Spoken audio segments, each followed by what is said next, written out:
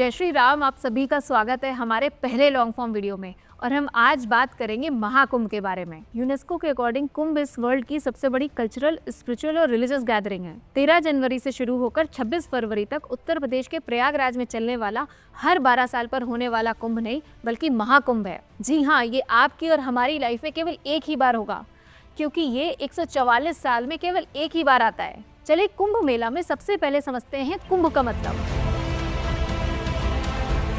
Sanskrit word कुंभ का मतलब होता है कलश। ट्रेडिशनली हमारे घरों में पूजा के समय जो कलश यूज करा जाता है, उसके मुख पर विष्णु जी, गले में शिव जी और बेस में ब्रह्मा जी रहते हैं। कलश के मिडिल पोर्शन में सभी देवियां रहती हैं और सभी ओशन, महाद्वीप और सभी वेद कलश के अंदर ही रहते हैं। अब समझते हैं मेला का अर्थ। संस्कृत वर्ड में मेला का रूट वर्ड है मिल और इसका अर्थ होता है मिलना या जुड़ना।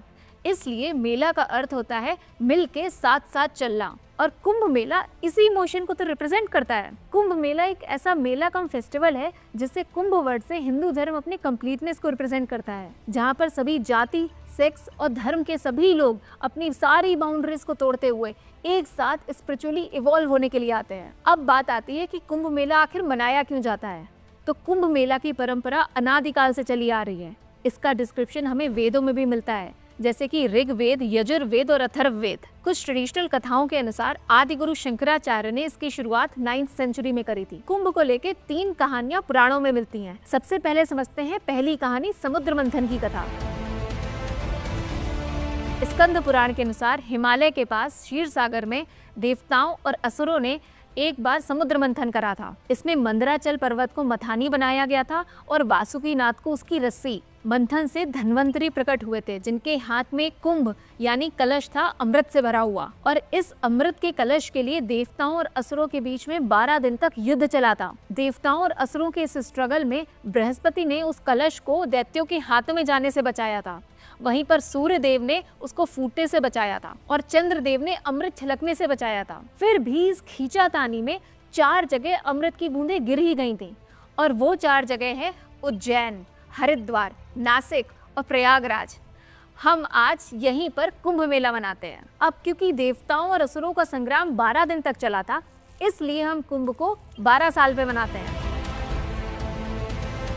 दूसरी कथा के अनुसार गरुड़ को अमृत कुंभ को विष्णुधाम तक ले जाने की जिम्मेदारी सौंपी गई थी। विष्णुधाम की तरफ उड़ते समय गरुड़ ने उस कलश को 4 जगह धरती पर रखा था। कलश को धरती पर रखने से वे 4 स्थान पवित्र हो गए थे और ये स्थान वही हैं जहां पर आज हम कुंभ मनाते हैं। और तीसरी कथा के अनुसार कद्रू ने अपनी बहन विनीता, जो कि गरुड़ की माँ भी थी, उनको दासी बना लिया था। अपनी माँ विनीता को मुक्त कराने के लिए गरुड़ पाताल से अमृत कुंभ लेकर आ रहे थे और जब वे अपने पिता कश्यप के आश्रम की तरफ जा ही रहे थे, तभी इंद्रदेव ने उन पर 4 बार हमला किया था। इस हमले में अमृत कुंभ से कुछ बूंदें धरती पर 4 जगह गिर गई थी और इसीलिए हम आज वहां पर कुंभ मनाते हैं।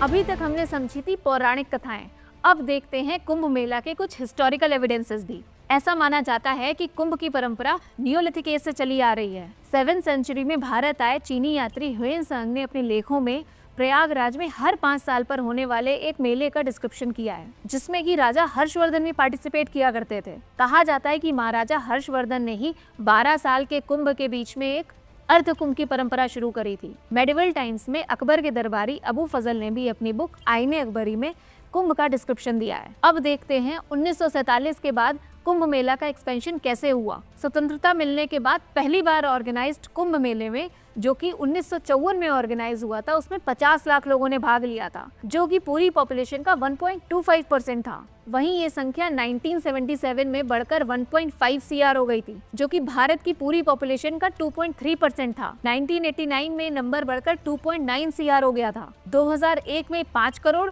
और 2013 में बढ़कर 12 करोड़ हो गया था, जो कि भारत की जनसंख्या का 9.8% था। 1954 में हर 80 में से 1 व्यक्ति कुंभ का हिस्सा बना था। वहीं 2013 में हर 10 में से 1 व्यक्ति कुंभ का हिस्सा बना था। अब अगर कुंभ का कंपैरिजन हज यात्रा से करते हैं तो सन 2000 से आज तक हज यात्रा में ऑन एन एवरेज हर साल 20 से 30 लाख लोग जाते हैं। वहीं 2013 के कुंभ में मौनी अमावस्या वाले दिन 3 करोड़ लोग वहाँ पे शामिल हुए थे और 2025 में ये संख्या 8 से 10 करोड़ होने की एक्सपेक्टेशन है। माना जाता है कि कुंभ के समय नदियों का जल अमृतमय हो जाता है। इसमें नहाने और कल्पवास करने से न केवल पाप बढ़ जाते हैं बल्कि सोल क्लिंजिंग और आप लिबरेशन की तरफ भी बढ़ जाते हैं।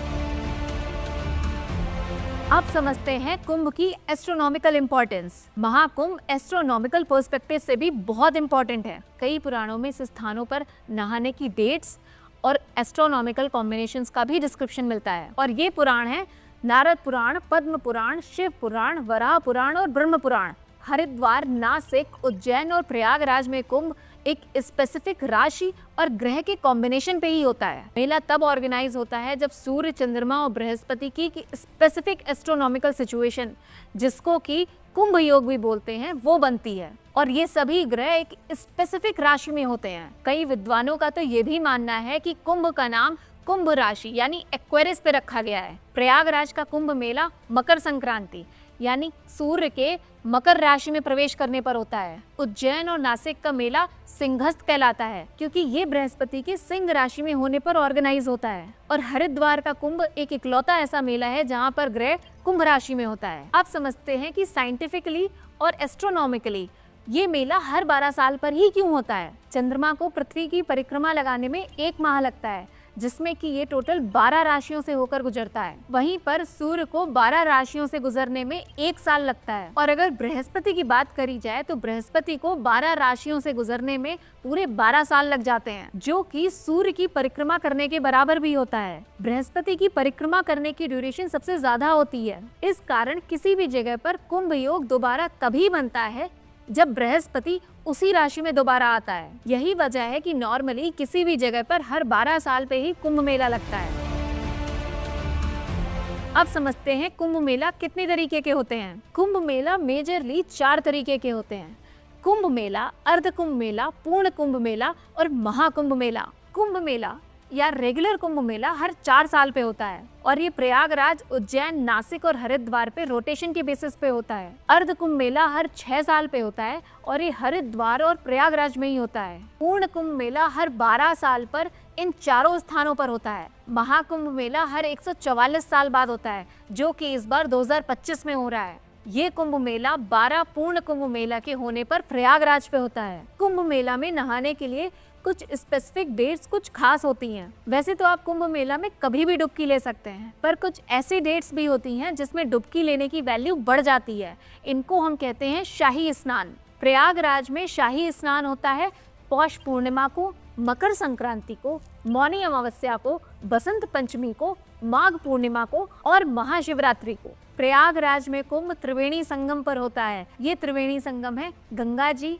यमुना जी और सरस्वती जी का मिलना। प्रयागराज में गंगा जी और यमुना जी जहाँ पर मिलती हैं वो आपको साफ साफ दिखता है क्योंकि दोनों नदियों के कलर अलग हैं, which makes it very interesting। और हिंदू मान्यता के अनुसार इस त्रिवेणी संगम में डुबकी लगाने से आपको मोक्ष मिलता है। प्रयागराज की इम्पोर्टेंस अपने में ही बहुत ज्यादा है।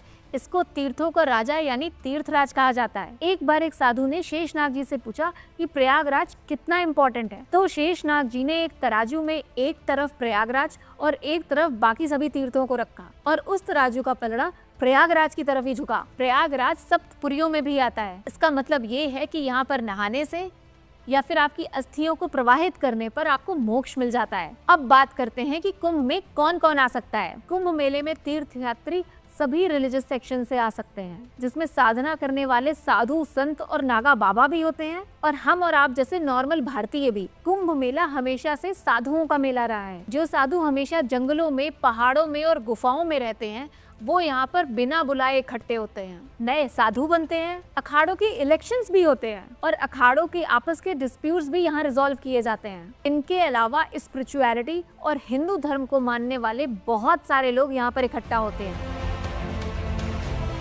अब समझते हैं अखाड़े क्या होते हैं। हिंदी शब्द अखाड़े का अर्थ होता है खेल का मैदान। ये शब्द कभी कभी कुश्ती के लिए भी यूज होता है। कुंभ मेले में ट्रेडिशनली पार्टिसिपेट करने वाले 13 ग्रुप्स को भी अखाड़ा कहते हैं। अखाड़ा साधु संतों का एक ऐसा ग्रुप होता है जो संकट के समय देश और धर्म की रक्षा के लिए काम करते हैं। ऐसी प्रॉब्लम्स के समय ये साधु संत अस्त्र विद्या का भी प्रयोग करते हैं। इसकी शुरुआत शंकराचार्य ने करी थी और कई बार विदेशी आक्रमण के समय बहुत सारे राजा नागा साधुओं की हेल्प भी लेते चले आ रहे हैं। मैं रीआइट्रेट करूंगी कि भारत में अभी 13 अखाड़े हैं, जिसमें कि 7 शैव, 2 वैष्णव, 2 उदासीन और 1 सिख अखाड़ा है। शैव अखाड़ों में वो साधु शामिल होते हैं जो कि शिव जी की उपासना करते हैं और अपने माथे पर हॉरिजॉन्टल तिलक लगाते हैं। इसमें जो अखाड़े हैं वो हैं महानिर्वाणी अखाड़ा, अटल अखाड़ा, निरंजनी अखाड़ा, आनंद अखाड़ा, जूना अखाड़ा, आवाहन अखाड़ा, अग्नि अखाड़ा। वैष्णव अखाड़ों में वो साधु शामिल होते हैं जो कि विष्णु जी को मानते हैं। इन्हें हम अणी भी कहते हैं। अणी का मतलब होता है आर्मी। इन अखाड़ों के ध्वज पर हनुमान जी का चित्र बना होता है और ये माथों पर वर्टिकल तिलक लगाते हैं। और ये अखाड़े हैं निर्वाणी अखाड़ा, दिगंबर अखाड़ा और निर्मोही अखाड़ा। अब बात आती है उदासीन अखाड़े की। उदासीन का अर्थ होता है न्यूट्रल। तो ये ना ही कंप्लीटली शैव होते हैं ना ही वैष्णव। इसके अखाड़े हैं बड़ा उदासीन अखाड़ा और नया उदासीन अखाड़ा। अब बात आती है सिख अखाड़े की। इस अखाड़े का चिन्ह होता है एक ओंकार और इसमें आता है निर्मल अखाड़ा। साधुओं की बात चली है तो बात करते हैं नागा साधुओं की। नागा साधु कुंभ मेला के अभिन्न हिस्सा हैं। हिंदी शब्द नागा संस्कृत शब्द नग्न से आया है, या शायद संस्कृत शब्द नाग यानी कि पर्वत उससे लिया गया है। इसलिए नागा साधु जनरली नग्न भी होते हैं और पहाड़ों पे भी रहते हैं। जहाँ शैव नागा साधु हमेशा नग्न रहते हैं, वहीं वैष्णव और उदासीन नागा साधु लोगों की उपस्थिति में वस्त्र पहनते हैं। कुंभ मेला में सभी अखाड़ों द्वारा नागा साधुओं के दीक्षा संस्कार होता है। मतलब कि इस समय नए लोग नागा साधु बनने की तरफ बढ़ चलते हैं।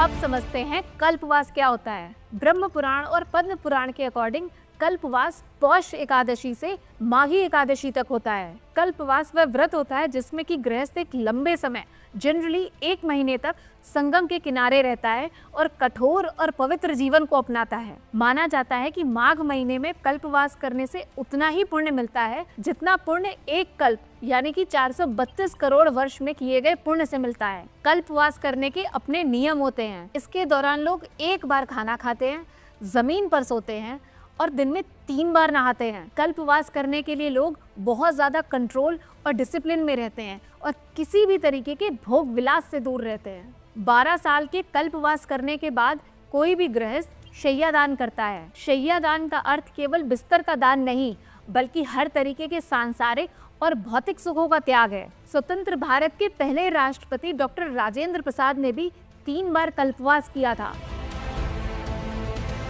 अब समझते हैं महाकुंभ 2025 के कुछ मेजर हाइलाइट्स। इस बार 40 करोड़ डिवोटीज आने वाले हैं महाकुंभ में। सरकार ने 6382 करोड़ इन्वेस्ट किया है इसके सेलिब्रेशन में। और जिन लोगों को ऐसा लग रहा है कि सरकार ने बहुत इन्वेस्ट कर दिया है, तो उनको मैं ये बता दूं कि इस पूरे इवेंट से 25,000 करोड़ के रेवेन्यू का एक्सपेक्टेशन है। इस बार के महाकुंभ मेले का आयोजन 4000 हेक्टेयर के एरिया में हो रहा है। टोटल मेला एरिया 25 सेक्टर्स में डिवाइडेड है। यहाँ पर 2750 सीसीटीवी कैमरास लगे हैं और लगभग 1.6 लाख टेंट्स। क्या आपको लग रहा है कि ये बहुत अनहाइजेनिक होगा?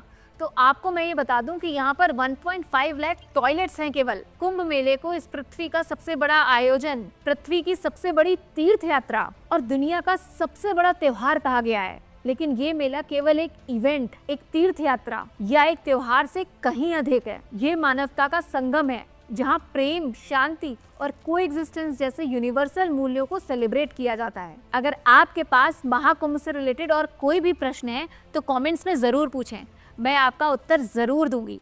जय श्री राम।